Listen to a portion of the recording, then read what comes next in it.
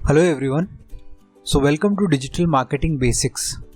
दोस्तों, इस कोर्स में हम लोग डिजिटल मार्केटिंग रिलेटेड वो सारे चीज़ों के बारे में बात करेंगे जिसको जान लेने से डिजिटल मार्केटिंग के फील्ड में आपकी बहुत अच्छी पकड़ बन जाएगी। आजकल जो हमारे अराउंड ये कोविड का इतना सारा प्रॉब्लम्स चल रहा है, इस चीज़ ने हमारे मार्केटिंग को और इन्फोर्स कर दिया है कि हमारे जो बिजनेसेस है उसको हम ऑनलाइन लेके जा सकें। एक अनटैप्ड मार्केट यहाँ पे खुल गया है स्टूडेंट्स के लिए, फ्रीलांसर्स के लिए, पार्ट टाइमर्स के लिए, कि आप लोग इस डोमेन में आए और उन बिजनेसमैन की हेल्प करें, बिजनेसेस की हेल्प करें, सबको ऑनलाइन ले जाने के लिए। सो डिजिटल मार्केटिंग, जैसा आप ऑलरेडी जानते होंगे, एक मीडियम है, एक तरीका है जिससे हम लोग मार्केटिंग को डिजिटल यानी कि ऑनलाइन सर्च इंजन के थ्रू, कंटेंट मार्केटिंग के थ्रू, सोशल मीडिया, इन सबको यूज़ करके हम लोग मार्केट कर सकते हैं। सो नॉर्मली अगर आप देखेंगे तो सारे टाइप के जो हमारे मार्केटिंग स्ट्रैटेजीज जो अभी तक चले आ रहे हैं वो सब ट्रेडिशनल होते हैं। जिस तरह से हम लोग न्यूज़पेपर में एडवर्टाइजमेंट वगैरह देते हैं ना, वो सब ट्रेडिशनल मार्केटिंग के अंदर आता है। डिजिटल मार्केटिंग इसलिए भी बहुत ज़रूरी है क्योंकि आप यहाँ पे बहुत कम अमाउंट के साथ अपना जो मार्केटिंग है वो कर सकते हैं। बहुत अच्छी तरीके से आप टारगेटिंग कर सकते हैं, एग्जैक्ट लोगों तक अपना ऐड दिखा सकते हैं।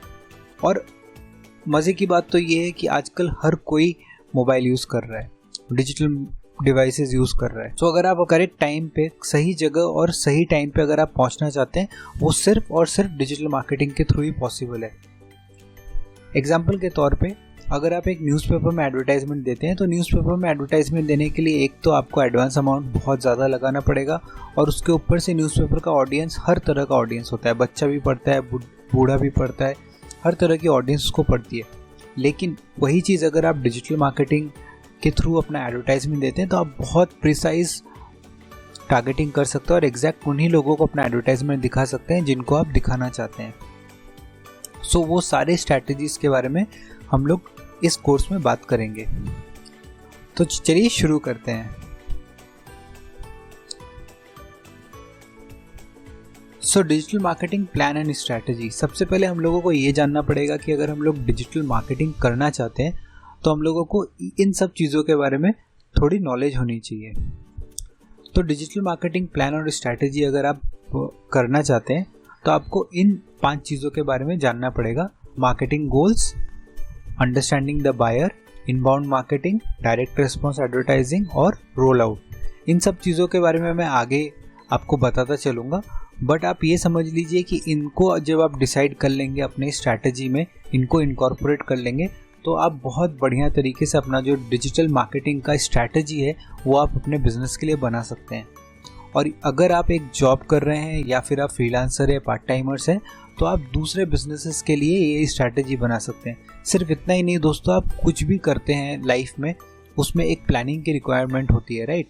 तो वो प्लानिंग डिजिटली आप किस तरह से कर सकते हैं, वो सब चीज़ें हम लोग सबसे पहले इसमें सीखेंगे।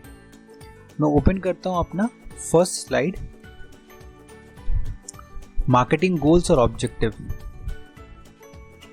सो जब भी हम ट्रेडिशनली मार्केटिंग करते हैं या हम ट्रेडिशनली अपने लाइफ में कुछ भी करते हैं तो हम लोगों को एक गोल की ज़रूरत होती है। अनटिल अनलेस आपके पास एक गोल है, आप डिसाइड नहीं कर सकते कि आपको क्या चाहिए। उसके बगैर आप ना इन्वेस्टमेंट कर पाएंगे, ना तो आप एग्जीक्यूशन कर पाएंगे। सो हम लोग यहाँ पे डिजिटली कुछ ऐसे गोल्स देख लेते हैं जिनके हिसाब से हम लोगों का आगे डिजिटल जर्नी डिसाइड होने वाला है।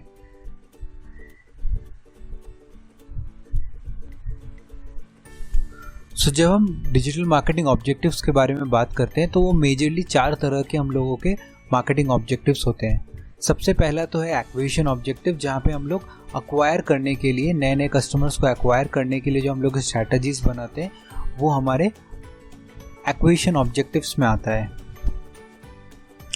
नेक्स्ट है हमारा कन्वर्जन ऑब्जेक्टिव, जहाँ पे हम लोग कन्वर्जन स्ट्रैटेजी सेट करते हैं तो हम लोगों का वहाँ पे कन्वर्जन ऑब्जेक्टिव एप्लीकेबल होता है। उसी तरीके से एडवोकेसी है, जहाँ पे हम लोग अपने यूज़र्स को एज एडवोकेट्स बनाते हैं। लॉयल कस्टमर्स को हम लोग आगे बोलते हैं कि आप रेकमेंड करो एक फ्रेंड को। तो वो सारे लोग जो एडवोकेसी हम कराना चाहते हैं, अपने ब्रांड को और बढ़ाना चाहते हैं, लोगों को वर्ड ऑफ माउथ से हम लोग और सेल्स लाना चाहते हैं, तो वो सारे के सारे जो ऑब्जेक्टिव्स है वो एडवोकेसी के अंदर आते हैं। और रिटेंशन में उसी तरीके से जब हम लोग रिटेन करके रखना चाहते हैं। सो हम लोग हमेशा ये बैलेंस मेंटेन करना चाहेंगे न्यू वर्सेस ओल्ड कस्टमर्स। सो हमारे जो ओल्ड कस्टमर्स हैं उनको हमको रिटर्निंग कस्टमर्स बनाना है, और जो हमारे नए कस्टमर्स हैं उनको हम लोगों को और बिल्ड करना है। सो मेजरली जैसा मैंने आपको बताया 4 तरह के डिजिटल मार्केटिंग ऑब्जेक्टिव्स होते हैं। एक्विजिशन ऑब्जेक्टिव, नए कस्टमर्स को लाने के लिए; कन्वर्जन ऑब्जेक्टिव, कन्वर्ट करने के लिए एग्जिस्टिंग कस्टमर्स को सेल्स पे कन्वर्ट करने के लिए; रिटेंशन ऑब्जेक्टिव, जहाँ पे हम लोग कस्टमर्स को रिटेन करके रखने के लिए ऑब्जेक्टिव सेट करते हैं; और चौथा है हमारा एडवोकेसी, जहाँ पे इंटरनेट पे हमारे जो कस्टमर्स हैं उनको हम लोग वर्ड ऑफ माउथ से और कस्टमर्स एक्वायर करने के लिए कैसे उनको अपने ब्रांड एडवोकेट्स बना सकते हैं, वो सारी चीज़ें हम लोग इस स्लाइड में डिस्कस करते हैं। तो जब इन्हीं सब चीज़ों के बारे में हम लोग ऑनलाइन बात करते हैं, डिजिटली बात करते हैं, तो हम लोगों के क्या क्या मार्केटिंग ऑब्जेक्टिव्स हो सकते हैं, चलिए आइए देखते हैं। सबसे पहला हमारा ये मार्केटिंग ऑब्जेक्टिव हो सकता है कि हम लोगों को अपना सेल्स और रेवेन्यू इंक्रीज करना है।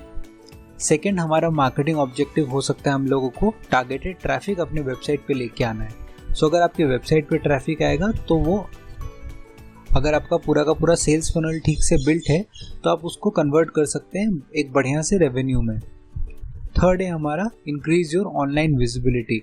आप जो अपना बिजनेस है उसको आप किस तरह से ऑनलाइन लेके जा सकते हैं, वो भी आपका एक मार्केटिंग ऑब्जेक्टिव हो सकता है। और एग्जैक्टली उसी तरीके से फोर्थ है रैंक नंबर 1 ऑन गूगल, ताकि जो आपको इतना सारा जो फ्री ट्रैफिक है, जो लोग आप सर्च कर रहे हैं आपके बिजनेस के बारे में, आपके बिजनेस से रिलेटेड टर्म्स को सर्च कर रहे हैं, तो किस तरीके से आप गूगल के टॉप रिजल्ट्स में आ सकें ताकि आपका जो बिजनेस है वो एक्सपोनेंशियली ग्रो कर सके। सो इस तरह के कुछ मार्केटिंग ऑब्जेक्टिव्स आप अपने बिजनेस के लिए सेट कर सकते हैं।